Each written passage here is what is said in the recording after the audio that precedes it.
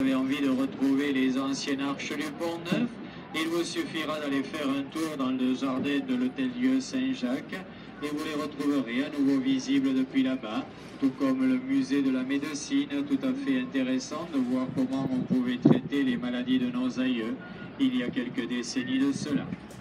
Sur notre droite, on peut voir quelques belles façades des immeubles du quai de Tunis. Les appartements qui ont vue sur le fleuve font partie des plus cotés de la ville. Le prix au mètre carré tourne entre 10 à 20 000 francs. Ah non, ça c'était avant, maintenant c'est à plus de 4 000 € le mètre carré. Dès que l'on passe dans les rues derrière, les prix chutent de moitié.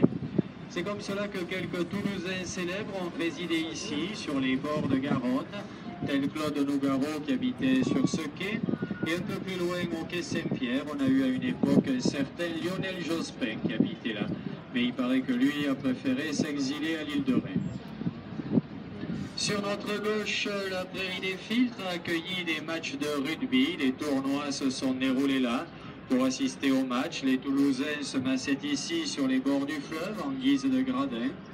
Toulouse, il faut le savoir, c'est la ville qui possède le plus de ponts sur sa commune. Par rapport aux autres communes de France, il y a plusieurs cours d'eau à franchir, la Garonne, l'Hers, le Touche, le canal du Midi, le canal de Brienne, le canal latéral à la Garonne. Tous ces cours d'eau et canaux sur lesquels il a bien fallu construire des ponts pour permettre aux riverains d'aller d'un côté à l'autre. Nous allons voir l'illustration de cette quantité de ponts toulousains en regardant sur notre gauche. Sous la deuxième arche du Pont-Neuf, nous allons voir 3 ponts en enfilade. L'arche du Pont-Neuf, juste derrière l'arche du pont de l'Hôtel-Dieu, l'ancien pont de la Dorade, et tout à fait au fond, l'arche du pont qui permet d'accéder au canal de Brienne. 3 arches de pont, en réalité il y en a même 4, puisqu'il y a aussi le pont Saint-Pierre. Mais lorsque l'on voit les 3 arches de pont, on ne voit pas le pont Saint-Pierre. Regardez bien maintenant les dégueuloirs du Pont-Neuf. Les pierres de taille qui les bordent sont asymétriques. Pourquoi s'être donné autant de mal? C'est tout simplement parce qu'à l'époque où on a construit le pont, on avait pensé sculpter des gueules de lion ouvertes, rugissantes. Seulement quand on est arrivé au bout de la construction du pont, on n'avait plus de pognon pour payer les sculpteurs. On a donc laissé les pierres de taille, brutes de taille. Mais avec un peu d'imagination, regardez-les bien, les dégueuloirs, et vous allez les voir, les gueules de lion, rugir, avec les crocs en haut, les pierres qui dépassent, la crinière, les oreilles. Aucun des dégueuloirs ne se ressemble, aucune gueule de lion n'est identique.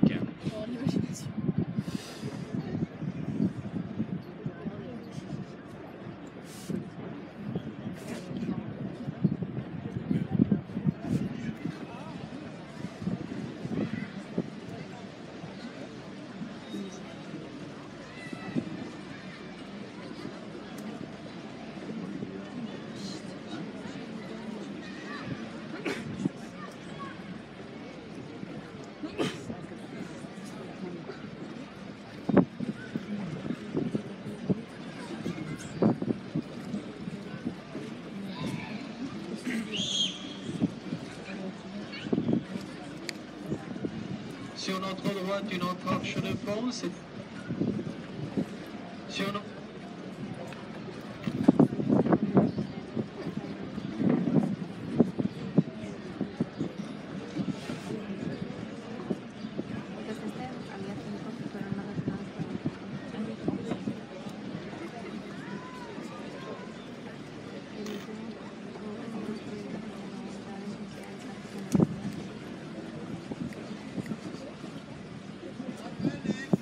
Et nous voilà à présent dans le cœur historique de la ville. Devant nous, le Pont-Neuf. Ce pont, sa construction a duré près de 100 ans. Cela pour 3 raisons. La première, c'est que les 2 berges de la Garonne présentent un dénivelé de 10 mètres, l'une par rapport à l'autre. La deuxième raison, c'est que si l'une des berges a un fond solide, l'autre berge a un fond fait de sable, et il est donc beaucoup plus difficile de construire des fondations dessus. C'est pour cela que bien que nous ayons un très joli pont, il est à arches irrégulières. La dernière raison, enfin, la plus évidente sûrement, c'est que les moyens utilisés alors étaient différents de ceux d'aujourd'hui, On ne pouvait travailler qu'en période de basses eaux, période d'étiage de la Garonne, et ça ne représentait en fait que quelques petits mois dans l'année. Ce pont a été construit à la demande de François Ier. François Ier avait besoin de traverser le fleuve avec son armée pour aller affronter l'ennemi qui était alors Charles Quint et les Espagnols. Ce pont était le seul, depuis la source de la Garonne jusqu'à Bordeaux, capable de faire passer une armée. C'était le seul qui soit assez solide pour cela. À ce titre, on peut dire que le Pont-Neuf a eu un intérêt stratégique pour la France. Là, sur notre...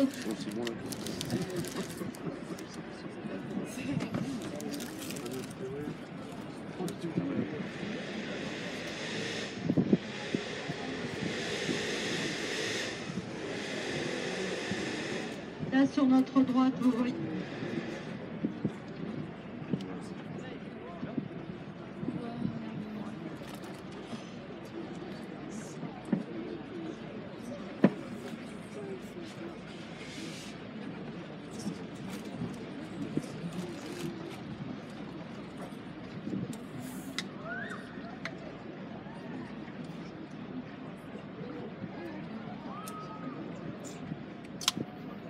Mais attendez.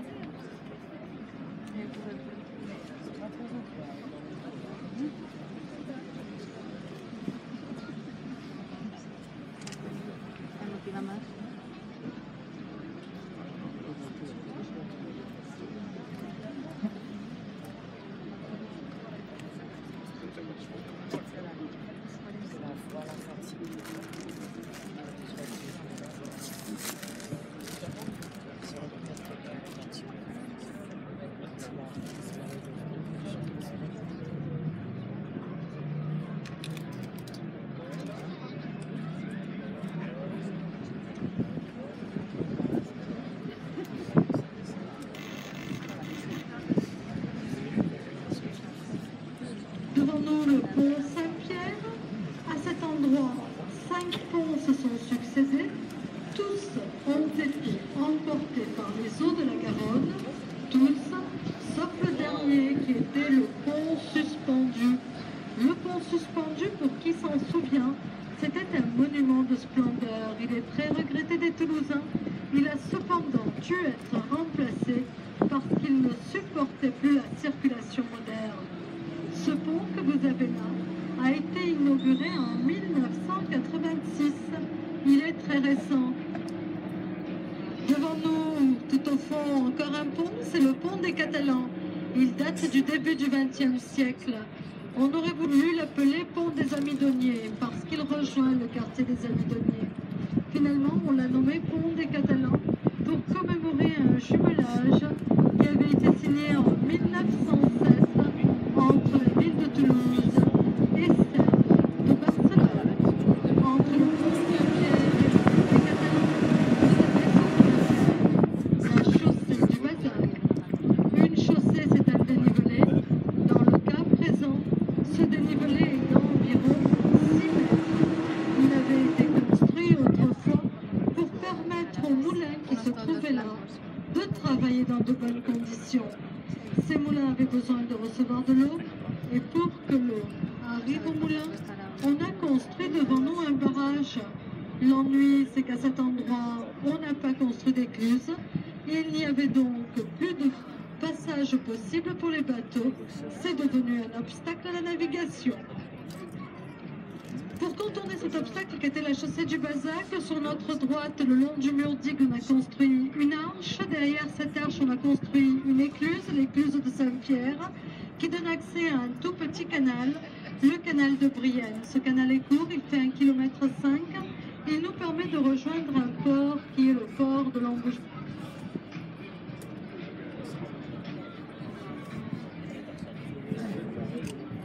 Et autrefois, au port de l'Embouchure, il y avait une écluse qui nous permettait à nouveau de rejoindre la Garonne sur sa partie inférieure. Depuis, au port de l'Embouchure, modernisme oblige, on a construit une rocade, on a construit un parking et on a définitivement condamné sur passage. Devant nous, vous avez une des 52 maisons d'hospitalité du Moyen-Âge. c'est l'hôpital Saint-Joseph de la Grave. Cet hôpital porte ce nom parce qu'il a été construit sur les graviers de la Garonne. Mais cet hôpital avait aussi été construit sur les anciens remparts de la ville de Toulouse. D'où la tour que vous voyez à l'extrémité droite du bâtiment et qui est une tour de guet. L'hôpital La Grave, après avoir été longtemps spécialisé en maternité, a ensuite été spécialisé en gériatrie. Aujourd'hui, il tendrait à perdre sa fonction d'hôpital. D'ici, vous avez une jolie vue du Pont-Neuf. Ce pont, vous le voyez, a été construit en dos d'Inde. Et sur la plus haute arche du Pont-Neuf, on a l'impression que l'on a posé l'église de la Dalbade. La Dalbade, cela veut dire la blanche. Cette église autrefois était recouverte d'une chaux blanche. Cette église a une histoire. Elle a voulu avoir le clocher le plus haut de la ville de Toulouse et elle l'a eu. Elle a eu un clocher qui faisait 80 mètres de haut. Mais ce clocher a été construit tellement vite et surtout tellement mal qu'il n'a pas tardé à s'écrouler. Il est tombé en juin 1926 sur un couple de boulangers qui, bien évidemment, se sont trouvés dans le pétrin.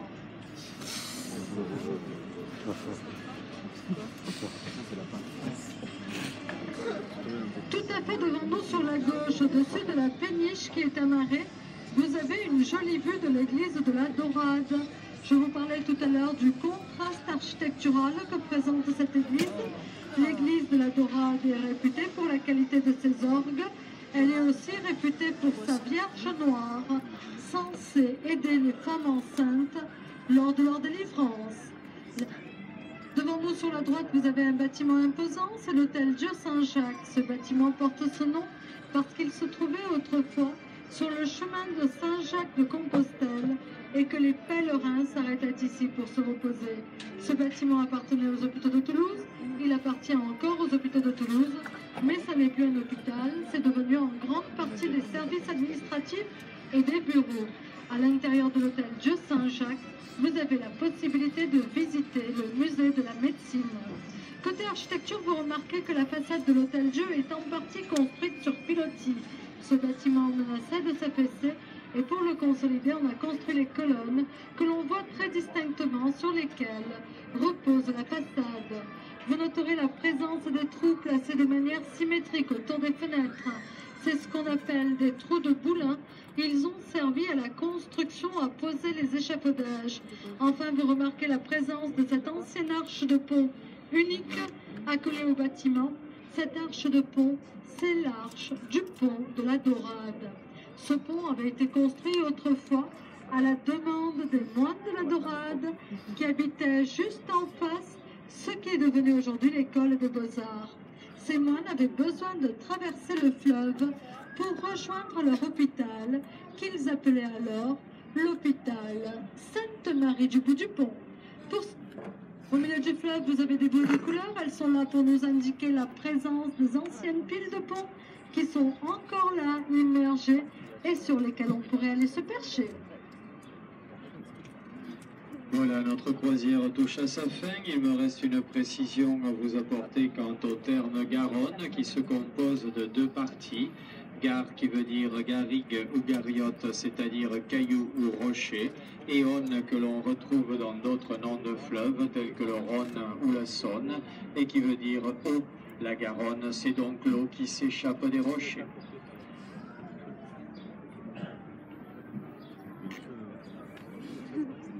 Mesdames et messieurs, notre croisière arrive à sa fin. Le Capitole et son équipage avons passé un agréable moment en votre compagnie et nous espérons qu'il en a été de même pour vous.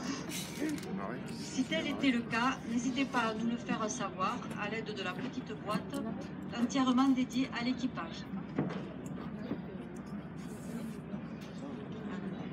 Ladies and gentlemen, our cruise is ending. The Capitol and its crew have been happy to have you on board. We hope you have enjoyed your time on the boat. If that was the case, please let us know thanks to the little box on your way out, exclusively dedicated to the crew. Thank you and see you soon.